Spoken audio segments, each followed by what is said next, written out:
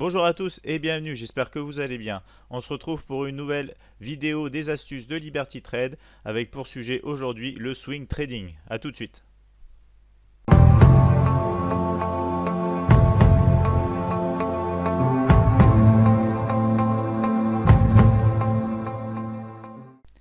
Alors le swing trading, c'est une approche un peu plus long terme des marchés. On va regarder ensemble directement les caractéristiques typiques. Ce sera bien évidemment une analyse graphique, donc sur des graphiques de type H4, de type daily ou encore sur des graphiques hebdomadaires où chaque bâtonnet représentera une semaine donc sur les marchés.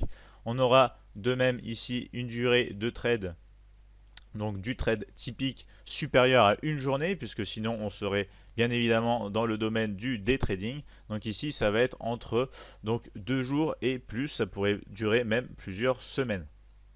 Alors on va regarder ici un petit exemple graphique de ce que pourrait donner un trade donc au niveau du swing trading. À l'heure actuelle, on est sur l'USD GPY en daily, donc chaque bâtonnet représente une journée de trading. Alors, on va voir un peu ce que ça donne en avançant dans le temps. Ici, on voit qu'on commence à avoir une zone d'incertitude. On va voir ici, voilà, qu'on n'a pas réussi à casser concrètement le dernier point le plus bas. On va remonter par là avant de redescendre. On va voir ce que ça donne. Voilà.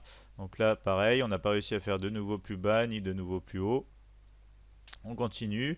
Là, on voit quoi? On voit qu'on a une cassure à la baisse.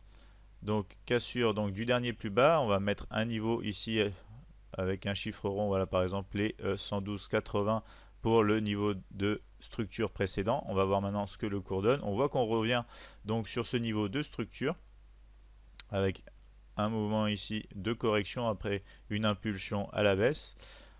On revient un peu au-dessus de ce niveau et là on voit qu'on va revenir en dessous. Donc là on va dire qu'on va prendre position à la baisse à partir de ce niveau avec donc un stop loss situé par exemple juste au-dessus ici.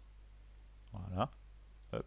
Si j'arrive à le dessiner, on va avancer un peu. Voilà. Un stop loss ici. On va prendre position dans cette zone que je vais encadrer ici. Voilà. On trouvera le moyen donc de prendre position dans cette zone. Et ensuite, on va voir comment évolue le trade. On va voir voilà, qu'on a une poursuite du mouvement avec la cassure du dernier niveau. Niveau qu'on pourrait ici encore souligner. On va revenir donc tester ce niveau encore une fois avant de continuer. Donc on revient là un peu dans les vidéos précédentes où je parlais justement donc du comportement des marchés, etc. Donc vous voyez bien ici le type d'approche et le type de setup qu'on peut avoir sur un graphique de swing trading pour profiter donc des mouvements tout en gardant les principes de base que je vous ai expliqués dans les vidéos précédentes. Maintenant on va voir ici, on va voir le côté des inconvénients donc du swing trading. On va voir ça tout de suite. Alors le swing trading, le petit souci avec, c'est qu'on va devoir avoir un capital minimum un peu plus important, par exemple que si on faisait du day trading ou encore du scalping. Pourquoi? Parce que comme vous allez, je vais revenir d'ailleurs, on va regarder ici, on va zoomer un petit peu. Par exemple ici je serais rentré en position dans cette zone où mon stop loss devrait être à peu près à 120 pips au-dessus donc de mon point d'entrée. Ça veut dire quoi? Ça veut dire que si vous avez un compte à 1000 euros, placez un stop loss à 100 pips donc pour gérer votre risque, ça va être un peu compliqué sauf si vous êtes prêt à risquer un pourcentage de votre capital assez important. Donc pour du swing trading, moi je recommande quand même, c'est ma propre opinion, ma propre approche, je recommanderais quand même pour avoir une exposition vraiment minime et très très safe, un capital à partir de 4 ou 5000 euros. Ensuite, on va voir qu'il faut être capable donc de tenir des positions plusieurs jours, voire plusieurs semaines. C'est-à-dire que au cours donc de votre trade, vous allez aller vous coucher, vous allez revenir le lendemain matin sur les marchés. Il va falloir que vous arriviez à gérer donc le fait de garder ces positions pendant que vous êtes en train de dormir par exemple, ou même sur plusieurs semaines sans avoir la tentation donc de sortir de position dès que vous serez en territoire positif ou de aussi sortir de position dès que vous commencez à perdre un petit peu mais que votre stop loss n'est toujours pas atteint. Donc on va voir aussi qu'on a des commissions overnight donc chez certains brokers, c'est-à-dire que on va avoir des petites commissions qui vont s'ajouter toutes les nuits parce qu'on va donc avoir une position qui va courir d'un jour à l'autre, d'une semaine à l'autre. Donc il va falloir tenir compte de ceci. En général, c'est quand même des montants assez réduits, mais ça rentre en ligne de compte quand on évalue le potentiel donc, de ce type d'approche et notamment donc, les bénéfices retirés du trade en cours. On aura notamment, bien évidemment, des rendements du coup attendus à plus long terme. On n'aura pas des positions clôturées peut-être tous les jours. On aura sûrement des trades qui vont courir plusieurs semaines. Il faudra rester patient et attendre d'atteindre son objectif et du coup de réaliser des profits par période. Alors maintenant, on va regarder les avantages qui sont quand même plus nombreux donc pour le swing trading. Donc le premier avantage, c'est bien sûr donc le fonctionnement de l'analyse technique qui est nettement meilleur puisqu'on va avoir des signaux nettement plus propres, on aura moins de bruit, ce qu'on dit sur les marchés. Le bruit, c'est quand le cours a tendance à bouger un peu dans tous les sens. Ici, sur du swing trading, sur des analyses de graphiques, sur du daily, on va avoir des signaux bien plus propres, bien plus pertinents.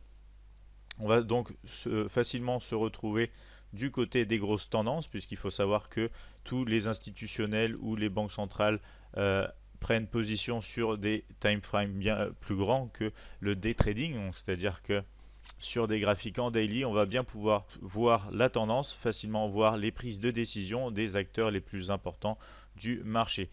Autre chose intéressante, c'est que ça va nous demander peu de temps d'analyse. C'est donc compatible avec un emploi à plein temps, ce qui est très intéressant car vous pourrez faire votre journée de travail au quotidien, rentrer le soir, passer une demi-heure d'analyse, une heure grand maximum devant votre écran et vous pourrez donc faire partie des swing traders.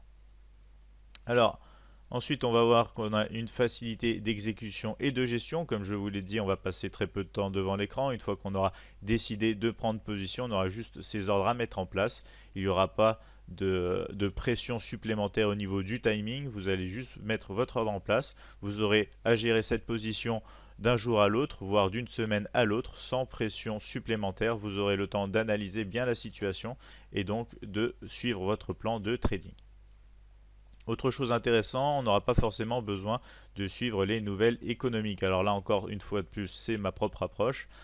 Je conçois les choses de telle manière que, en fait, quand vous avez une tendance de fond sur un graphique swing trading, c'est-à-dire un graphique daily ou hebdomadaire, même des annonces qui peuvent être importantes ne feront que